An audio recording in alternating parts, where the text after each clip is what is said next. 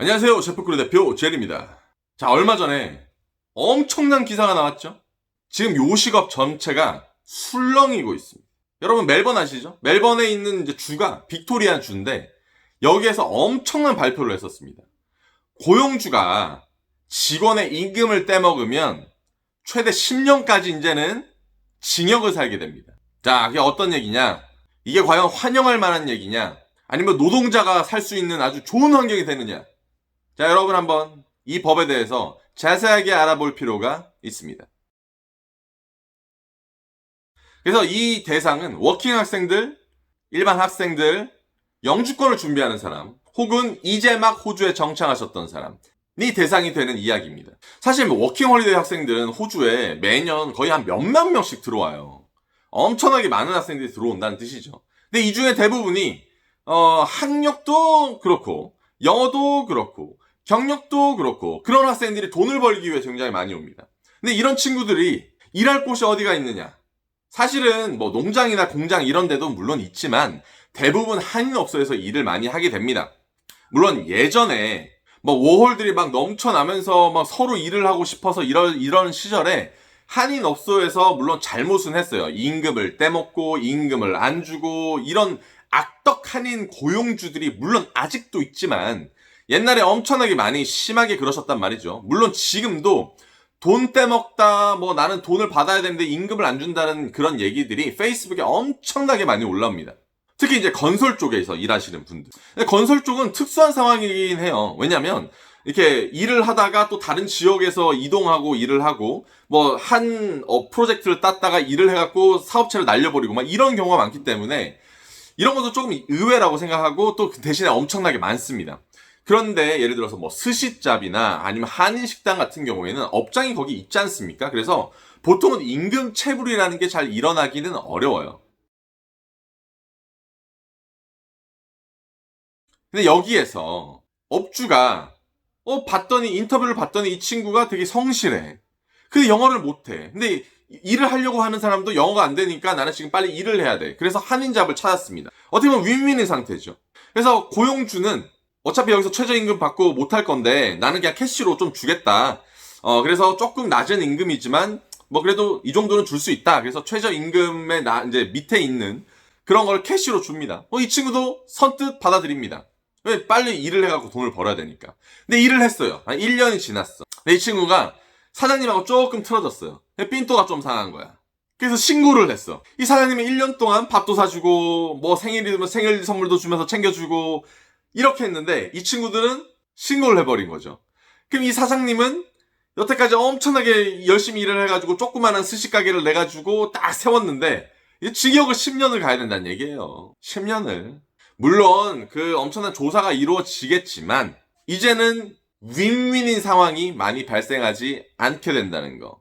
그러면 어떻게 되느냐? 법정은 임금을 줘야 되겠죠? 그 법정인 임금을 주면 일의 강도는 훨씬 더 늘어날 겁니다. 그 업장에서 일하는 그 직원의 숫자도 내려가겠죠?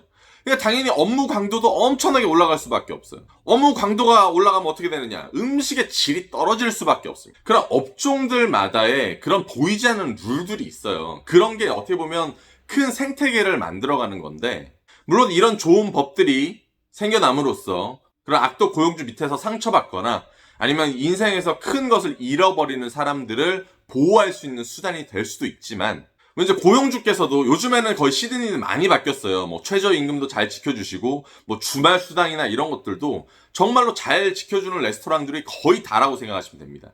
하지만 불과 몇 년 전만 하더라도 고용주가 거의 갑이었어요. 하지만 어느 순간 이 밑에 있는 워킹 홀리데이나 학생들이 신고를 하기 시작하면서 분위기가 완벽하게 바뀌었습니다. 그래서 시드니에서 문 닫는 한인 레스토랑들 그런 스시집이 어마어마하게 많이 생겼었어요.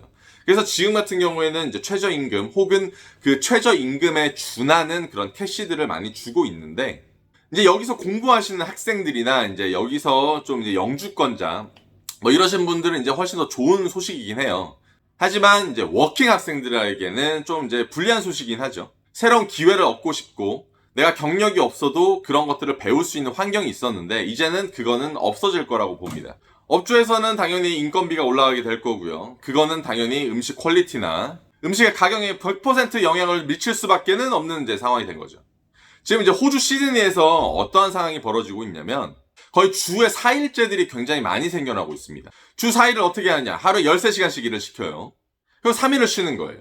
원래는 이제 5일을 일했을 때는 뭐 원 싱글, 투 더블, 뭐 8시간, 10시간, 8, 오버타임 엄청나게 해서 막 복잡하게 흘러왔는데 천천히 이제 기업들이 주 4일제 근무를 이제 많이 이제 선호를 하는 이유가 4일 그냥 빡시게 더블로 시키는 거예요. 그 다음에 쉬어라.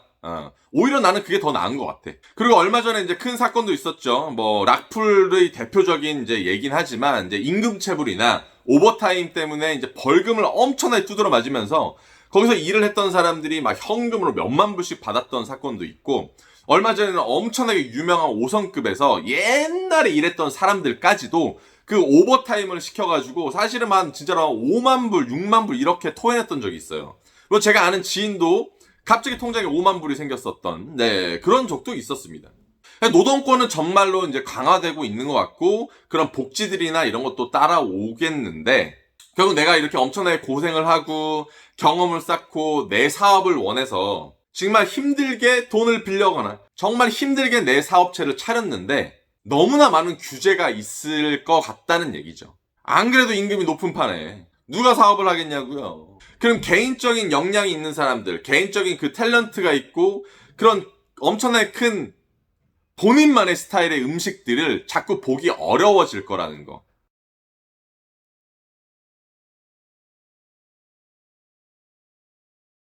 결국에는 큰 메리베일이나 락풀이나 이런 큰 돈 있는 사람들이 만드는 그런 프랜차이저가 점점 늘어나겠다는 거. 물론 호주 같은 경우에는 그 프랜차이저가 획일화되어 있지는 않습니다. 뭐 시드니만 하더라도 하루에 수십 개의 레스토랑이 열고 수십 개의 레스토랑이 문을 닫고 하고 있죠. 하지만 이제 좀 더 닫는 숫자가 훨씬 더 많아질 거라는 거. 그래서 조금 걱정이 되고 있습니다. 그래서 빅토리아에서 이 시행했던 이 법이 얼마나 많은 그 나은 환경을 만들지 아니면 말이 안 되는 환경이 만들지는 지켜봐야 될 것 같습니다. 그래서 오늘의 결론. 이번 주 화요일 날 200억, 이번 주 목요일 날 300억, 호주 로또를 삽시다.